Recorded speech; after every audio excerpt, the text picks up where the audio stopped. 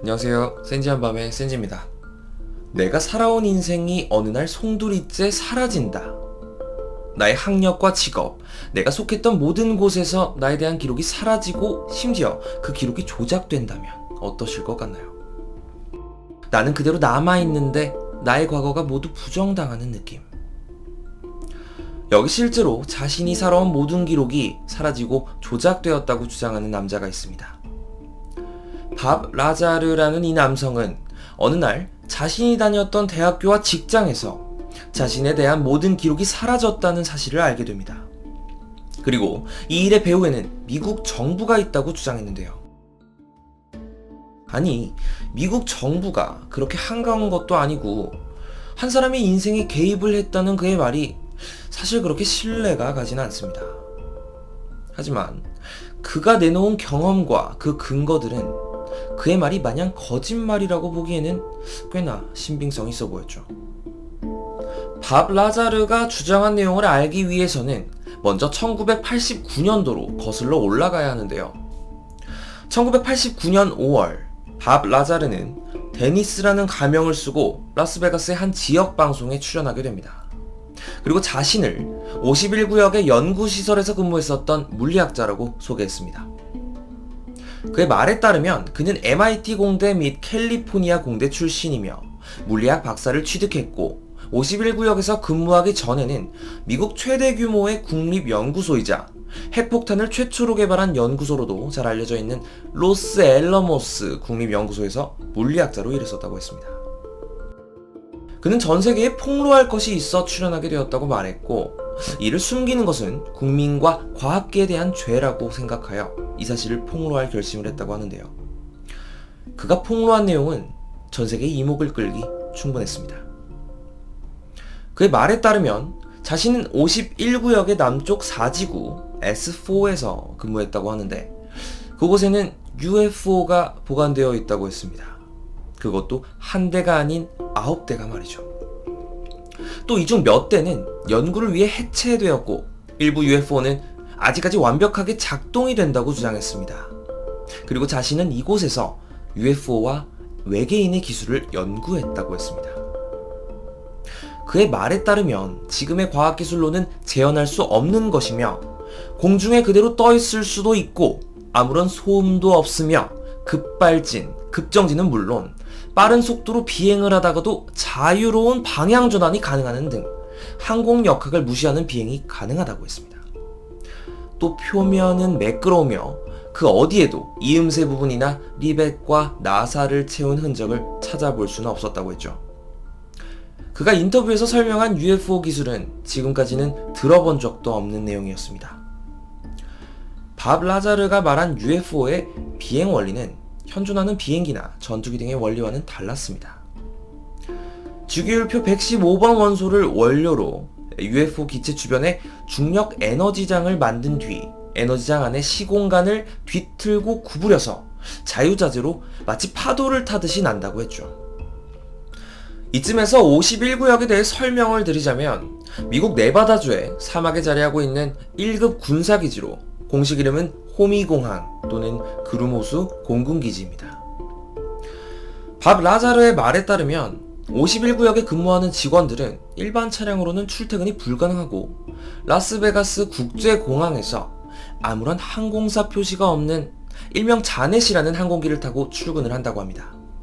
항공기로 51구역이 도착을 하게 되면 또다시 아무런 표시가 없으며 앞면을 제외한 사방의 모든 창문이 검은색으로 가려진 버스를 타고 자신의 근무지로 이동한다고 합니다.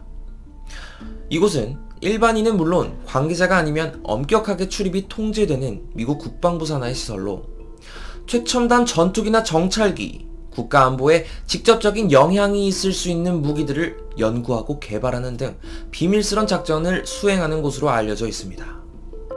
실제로 U-2 정찰기나 SR-71 블랙버드, F-117 나이트호크 등이 이 51구역을 거쳐갔다고 하죠.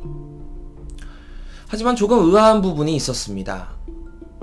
51구역 주변은 소속을 알 수 없는 비밀스런 병력들이 지키고 있으며 움직임을 감지하는 센서와 밤에는 열 감지가 가능한 드론을 띄워 경계를 한다고 합니다. 또 51구역이 시작되는 위치에는 경고 표지가 세워져 있는데요. 이 경고 표지에는 이런 안내 문구가 쓰여져 있습니다. 모든 사진 촬영 금지. 이 지점을 넘어가지 마시오. 허락 없이 이 지점을 넘어갈 경우 치명적인 무력 사용이 허가됨. 만약 이곳이 궁금해서 허락 없이 들어갔다가는 경고 없이 사살당할 수도 있다는 뜻으로 들리는데요.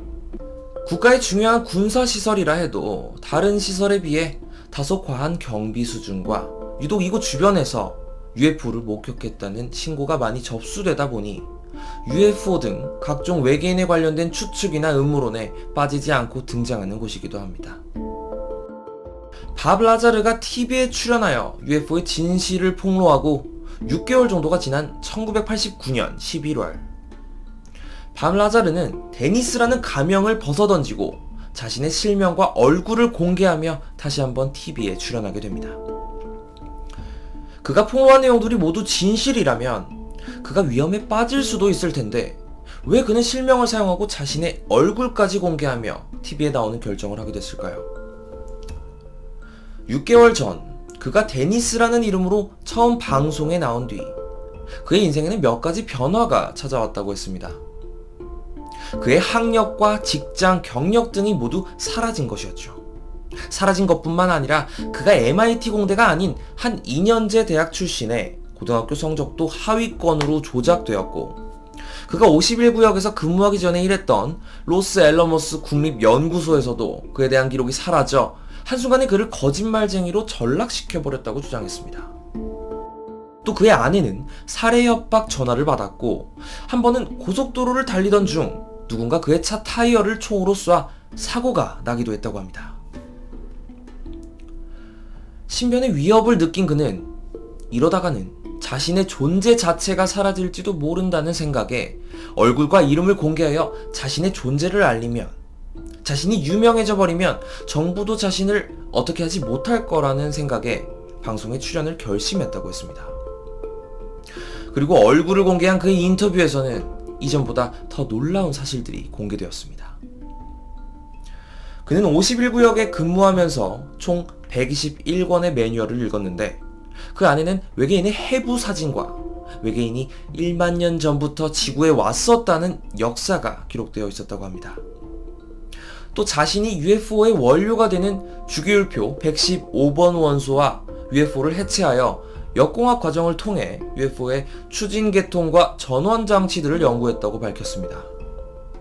일부 언론에서는 밥 라자르의 이러한 주장들은 사실 확인이 전혀 되지 않았으며 그가 다닌 MIT 공대에서도 그에 대한 어떠한 자료도 남아있지 않다고 했습니다. 실제로 학위를 받기 위해서는 제출한 논문이 있어야 하는데 밥 라자르가 제출한 논문 자료는 어디에도 없었던 것이었죠. 또 그가 근무했었다는 로스앨러머스 국립연구소에서도 그가 일했었다는 자료는 없었으며 직원 명단에서도 그의 이름을 찾을 수는 없었다고 합니다. 그는 정말 치밀하게 계획하고 세계를 상대로 거짓말을 한 사기꾼인 걸까요? 그렇다기엔 그의 진술들과 증거들은 자꾸만 그의 말에 힘을 실어주었습니다. 그는 자신의 말이 믿기 힘들 것임을 알고 있다며 자신이 51구역에서 근무했을 당시의 급여 명세서와 출입카드를 공개하였고, 밥 라자르의 폭로 내용이 보도될 당시 그가 총 4번의 거짓말 탐지기 테스트를 모두 통과했다는 사실도 알려지게 되죠. 그의 주장이 사실이라는 근거는 이 외에도 몇 가지가 더 있는데요. 첫 번째로 51구역에 관련 지식입니다. 실제 근무하지 않으면 알 수 없는 내용들을 밥 라자르는 구체적으로 진술했습니다. 51구역의 위치와 출근 방법, 출입할 때 신원 확인을 위한 손뼈 스캐너. 이 손뼈 스캐너는 후에 실제로 과거 상급 보안시설에서 사용됐던 장비라는 것이 밝혀지기도 했습니다. 두 번째는 UFO의 테스트 비행을 목격한 친구의 진술입니다. 밥 라자르는 자신이 51구역에서 하는 일을 자랑하고 싶은 마음에 UFO의 시험 비행 시간에 맞춰 시험 비행이 보이는 인적이 드문 산으로 친구를 데려갔다고 합니다. 이 친구의 진술 또한 밥 라자르의 주장에 힘을 실어주었죠. 세 번째는 신문 자료인데요. 과거 밥 라자르는 자신이 개발한 제트 엔진으로 자동차를 개조해 무려 시속 320km의 속도로 달리는 차를 만든 적이 있었습니다. 당시 관련 내용이 신문에 실렸었고 근무 이력이 없다는 내용과는 다르게 밥 라자르를 로스 앨러모스 국립연구원 소속의 물리학자라고 소개하는 내용이 쓰여 있었습니다. 마지막 네 번째는 문제의 115번 원소입니다.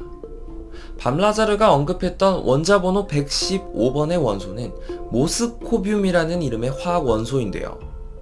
문제는 이 115번 원소는 밥 라자르가 51구역을 폭로할 당시에는 아직까지 발견되지 않았던 원소였던 것이죠.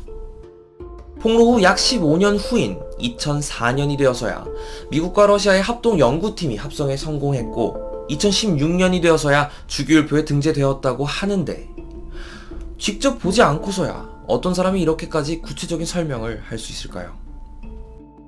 그는 과연 정말로 미국 정부를 상대로 비밀을 폭로했던 피해자일까요? 아니면 단순히 유명세를 떨치기 위해 거짓말을 한 사기꾼일까요? 그의 말이 사실이든 아니든 51구역 안에 어떤 비밀이 숨겨져 있을지 한 번쯤 들어가 보고 싶기도 합니다. 오늘도 시청해주셔서 감사합니다. 영상이 흥미로우셨다면 구독과 좋아요 부탁드립니다. 그럼 모두 센지한 밤 되세요.